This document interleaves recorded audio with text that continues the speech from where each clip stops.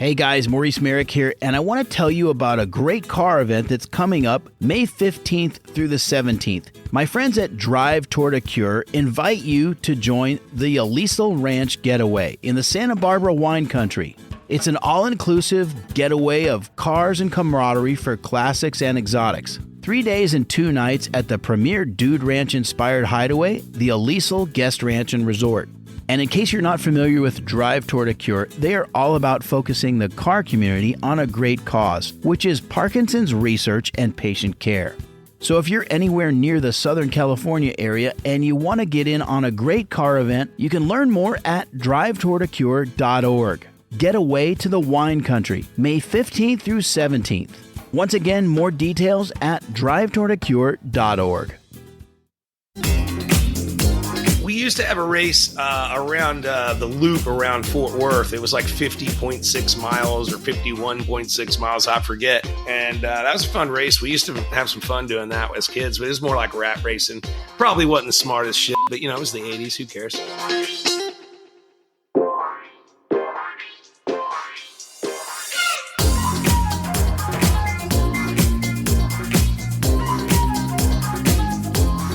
Hi, everybody. Welcome to Horsepower Heritage. I'm Maurice Merrick, and greetings to all of you listening from places like Gettysburg, Pennsylvania, Germantown, New York, McMinnville, Oregon, Prince Edward, Ontario, Canada, Recife, Brazil, and Bristol, England. Thanks for joining me, and today I've got some more red-blooded American muscle for you with the one and only Richard Rawlings of Gas Monkey Garage. Richard is the guy behind one of the most successful and entertaining car TV shows in history, Fast and Loud on the Discovery Channel. Now, in case you've never seen Fast and Loud, basically Richard and his crew at the Gas Monkey Garage in Dallas, Texas, would be scrambling to finish a different project car every week. So that was the setup, and yes, of course, it was reality TV with all that entails, right? But I'm here to tell you, Richard really is the guy you see on TV. He's a big personality and a true car guy. And that show went 16 seasons with millions of fans tuning in each week. And these days, Richard and his crew are doing their thing on YouTube. And he couldn't have been nicer when we got together for this episode. Now, before we get started, I just want to say, don't forget to follow Horsepower Heritage on your favorite podcast app. And please leave me a 5-star rating and a quick review. I'm glad you guys are out there, and we're going to have some fun today. It's Richard Rawlings, Big as Texas. So stay right there, and we'll be back right after this. Hi guys, Maurice Merrick here, and I want to give you a few things to check out at modelcitizendiecast.com. First, there's the Jaguar E-Type Lightweight from 1963. That's in 1/18 scale by Auto Art. Or how about a 1956 Alfa Romeo Giulietta Sprint, also in 1/18 scale. Or if you're into Japanese supercars, there's the Nissan Skyline GTR V-Spec in 1/18 scale. You can find these and many more scale model cars at modelcitizendiecast.com. Enter promo code HERITAGE at checkout for 10% off your order. That's a special deal for my listeners. From race cars to street cars and everything in between, it's modelcitizendiecast.com, because your inner child still wants to play with cars. Richard Rawlings, welcome to the show. What's up, Maurice? How you doing, brother? I'm good, man. I'm ready to go. All right, let's do it. Hey, Richard, I'm going to crack a beer. I don't know about you, but it's time. It's beer 30 here. Boom. I love it. Dude, thanks for coming on. 16 seasons of Fast and Loud, and now you've busted out of there. You're doing some great stuff on the Gas Monkey Garage YouTube channel. Are you still doing the Monkey Trap, by the way?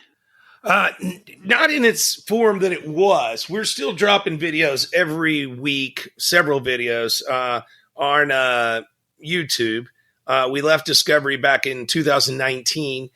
We've grown like 5 times that. And 27 million plus followers, 1 million subscribers. It's been an awakening, so to speak, because Discovery they were drowned in me. They have a thumb on my neck. I know one television channel is not big enough to hold you. I get it. No, seriously, man, you're a bigger than life personality. You rock and roll. I love it. The show, I always enjoyed the show. It was always fun, but it's good to see you kind of doing new stuff and creating all this original content on your own. And I know you got a big team behind you. We've got a lot of nice guys and gals here that, put together all this. We do everything in-house, and we're putting it out as fast as we can. And I like to think that what we do in the next 5 years, now that we're finally away from cable, is going to be bigger than what we've done in the last 20. Oh, absolutely. I mean, but that's all you, right? I kind of want to get into that today too. That kind of sets it up nicely because you're a self-made guy. I know you didn't have a lot growing up. And you've kind of created your own media empire, branding empire. It's pretty cool. But also, people don't realize that you're really into the history of this stuff. You own Fonzie's motorcycle. Yeah, I do. It's pretty cool. The exact motorcycle that was in all 16 seasons of Happy Days. And, there's even a rumor out there, and Henry Winkler actually said it the other day on a talk show, that it is possibly the motorcycle that they used in the Steve McQueen movie, The Great Escape. Now, everybody knows that motorcycle to be a Triumph 650 that jumped the fence. And as Henry Winkler puts it, they had a few motorcycles, and the 450 was lighter weight and more nimble, so they dressed it to look like the 650 and jumped the fence with it. So I'm still trying to dig into that story, but it came out of Henry's mouth himself. And so we're researching it as best we can. I don't think I'm that lucky in purchasing the bike, but if I am, that would be pretty cool. Yeah, definitely. What other stuff? I know you kind of been liquidating your collection lately. What do you want to hang on to? I've just kind of changed what I think is, and I think it's happening across the board, is, the later 70s, the 80s, maybe even the early 90s, weird V8 stuff that had some power. There wasn't a lot of cars with a lot of power in that 15, 18-year span. And then also some of the foreign stuff, Porsche, Ferrari, Lamborghini, et cetera, that are kind of the forgotten supercars of the time. I mean, sure, everybody knows the Countach, but I have a Lamborghini Jarma over there, or Jarama, I believe is how it's pronounced. And they only made 300 of them. And they only made 120 S's, and it's a 1973. And it literally, I'd never seen one. And it looks like a beat up Ford Pinto, but it's a Lamborghini 12-cylinder car, So we're collecting a lot of weird stuff right now. I'm just going through that phase. You like that wedgie Italian stuff? I like anything, really. I like the story. I like, why did they build that? Where did it come from? Who got that approved through their superiors? Stuff like that. Man, you're sure right about the lack of horsepower in the late 70s, early 80s. I mean, you were lucky to get 200 horsepower out of a 302 in those years. Exactly. A 350 was coming out of the factory with 185 horsepower. You're like, what? Yeah. Gas crisis, man. Well, now it's battery prices. Yeah, for sure. Yeah. What's your feeling on EVs? I know you're not opposed to them, but it's kind of tough for us internal combustion dudes, right? The way I look at it is, we're going to get force fed whatever, and we're going to break into the computer and adjust stuff the same way that we would break into heads or a carburetor and adjust stuff. We're going to make it faster and meaner and louder, so it really is just, the way that it's going. What I don't understand is they're pushing it down our throats from all angles, how it's better for the environment. There's no way in hell that, an internal combustion motor is worse for the environment than a lithium ion batteries that, wait till we have 500 million of those laying around, leaking acid and what have you. And then we'll be able to discuss it properly. But right now we just don't know. Well, and just the mining alone and the cost of producing the battery in terms of resources and all of that, it doesn't make sense to me. I think we're going to see plenty of alternative fuels out there sooner rather than later. And I think, listen, nothing is a one size fits all, right? So I think we're going to have a good mix of power plants, whether it's EV or internal combustion. But I think it's going to be fine. It's just going to be a little bit of holy hell. And quite frankly, the way things work, it's going to be 10, 12, 15 years before we really know where we're going. And by then there'll be something else out there. And, as we grow as a country and a people and the world, it's always going to be evolving and changing. Everybody gets worried right now that, oh my gosh, this is happening or that's happening. It's not really happening any different or any faster or slower than it was before.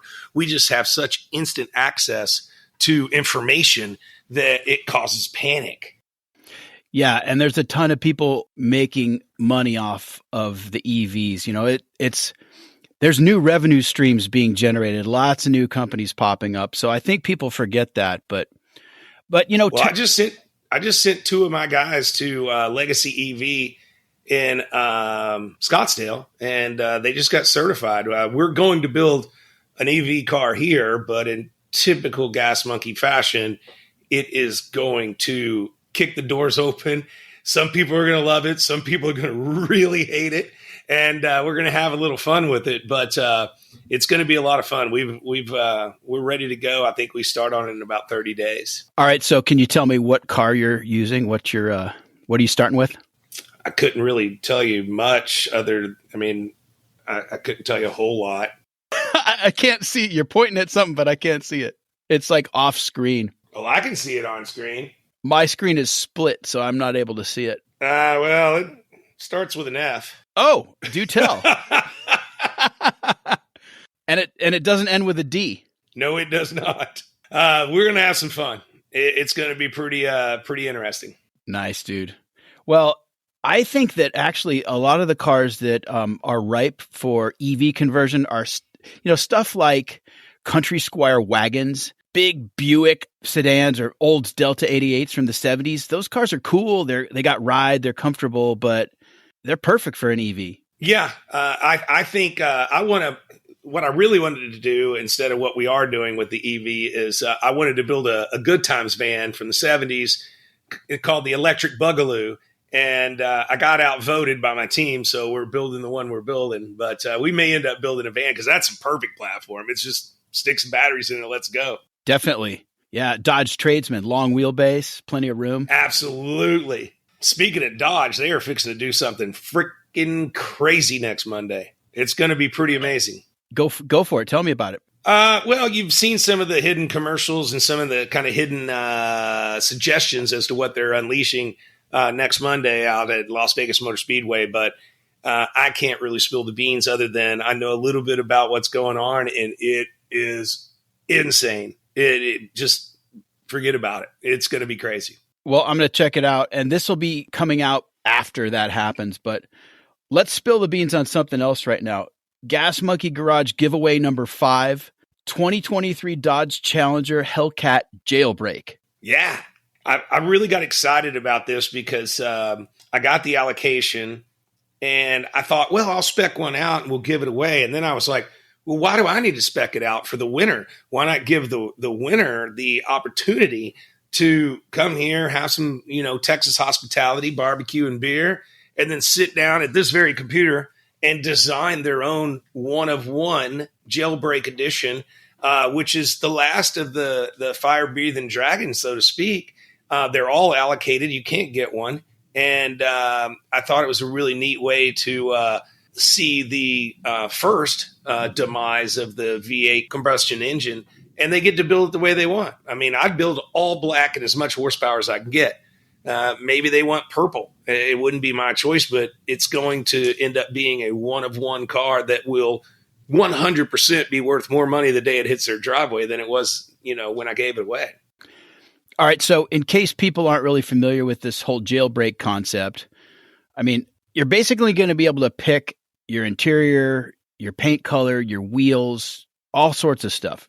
All kinds of carbon fiber equipment, seatbelt colors, brake caliper colors.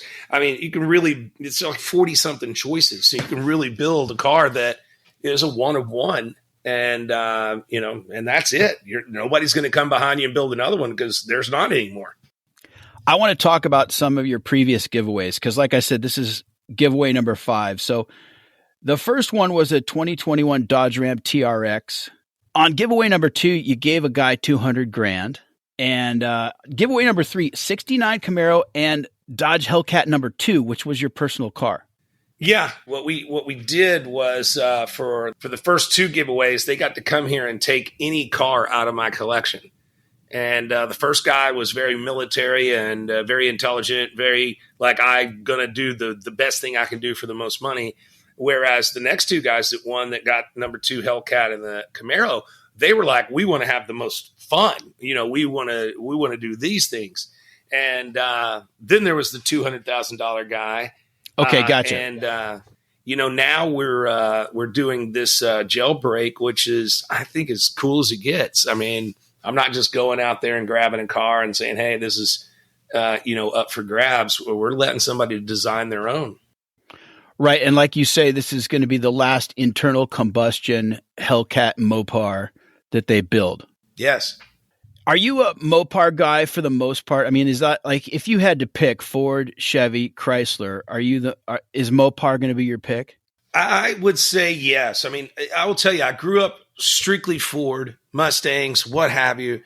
And what changed my mind is as I started Gas Monkey and Gas Monkey was growing, is the ingenuity and the willing to break the barriers and willing to do the crazy stuff that Mopar shows. And they're still showing it. Like I said, come Monday, no deal. There's not a manufacturer out there that's crazy enough to do what they're fixing to do. And, so that's what I kind of respect about Dodge and Mopar in general is, they're like, just like our ethos here at Gas Monkey. Kick the doors in, have some fun. Who cares? Richard, how did you start Gas Monkey? I mean, I'm sure a lot of people know the show, but where did this come from? Like I said, you didn't grow up with a whole lot. And I know you were a cop for a while, you were a fireman for a while, but how did it all come together? Gas Monkey came together pretty much because after I left civil service, I got into printing and advertising, and I was really good at it. I'm a good marketer, and so I was building brands for other people, and I liked cars and motorcycles my whole life. I've always that's been my hobby. So I was watching the shows, and my wife and kid weren't in the room at the time. And so I asked her the next morning, why don't you guys watch these shows? And she goes, it's too much bravado. The guys are kicking boxes and cussing at each other and wearing bandanas down to here and pit bulls on chains and shit like that. And so I was like the light bulb went off. I said, that wasn't like what it was like when I was a kid. The family was out there, the dads were playing with whatever was in the driveway and the kids were, playing kickball and the moms were making burgers or whatever. So I was like, these brands are very popular and making tons of money, but they're missing out on the other 2/3 of the market. So I set out to make a brand that was mom and kid and whole family relatable and fun. I mean, I'm still wearing jewelry and got tattoos and what have you. I'm just not an ass. It's pretty much the difference. Yeah, right on. And I like the Texas spin. Obviously, you're a Dallas boy, born and raised, right? Yeah, Dallas Fort Worth my whole life. What? By the way, Texas has an interesting car culture. I mean, you've got performance cars, you got pickup trucks, you got all that oil money for decades, where you saw a lot of really cool exotic stuff too, right? You do. It's Texas is a melting pot of everything. I don't want to see Texas get California'd, but I do think that Texas has a long ways to go. If my ethos is if I can't have an ocean at my back door, then I might as well live in Texas. Because there's no better spot to be in business, to be an employer, employee, anything. Texas is as good as it gets. I love it down there. Texas is a great place. I had the most amazing brisket a couple years ago in Johnson City, this little roadside stop. Terrific, man. It's a great spot. It is. It's a lot of fun here. And, we're getting into the food segment. I took the last couple of 3 years to get away from Discovery and get away from a few partnerships that I had. I have everything Gas Monkey now 100% back in my control. And we're opening new restaurants and new different verticals that are going to be pretty amazing. It's crazy to come in here every morning and there's so much going on. But I'm pretty excited about the next 5 years. Richard, what's the hardest part about building these brands, all the projects you've done? I mean, you've diversified yourself.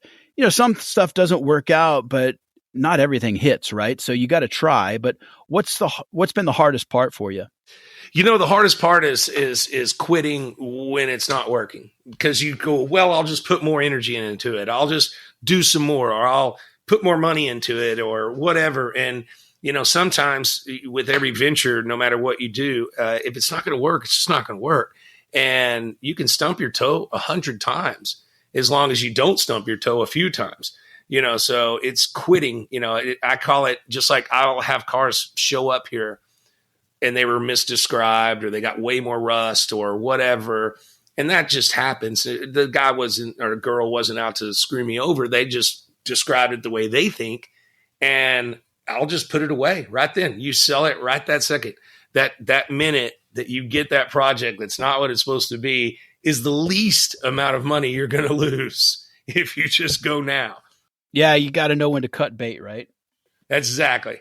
Well, listen, I know that with Richard Rawlings, what you see is what you get, and that's pretty cool. You got an amazing fan base that really supports what you're doing, and I just have a lot of fun watching the YouTube stuff. It's good times. We're crushing it on YouTube. You know, I was never allowed to monetize or be a part of YouTube all the way through its creation. I started with Discovery in 2012, and they owned me in all media, and they kept their thumb on me and literally like kept holding me down. And I would try to do something on YouTube, and they'd send me bad letters and say that I was breaking my contract and they're going to sue me and all this kind of stuff. So we're only technically 2 years old on YouTube. I mean, as far as putting out content, and we're growing like crazy. It's a lot of work, huh? It is, but it's way less work than making a show for the greedy guys out there in Hollywood. It's way better. I got a whole bunch of other expletives for that, but we'll leave it at that one. Yeah, it's a family show, so we'll keep it clean. But hey, Richard, what's in the garage right now? What do you like to daily? You know, daily, I pretty much drive my TRX, or my other favorite right now is I just bought a 77 308 GTB Ferrari. That's just a phenomenal car. You know, I bounce between those, but pretty much now that we're moving into spring, I'm going to just start taking a different car every day and dragging them out.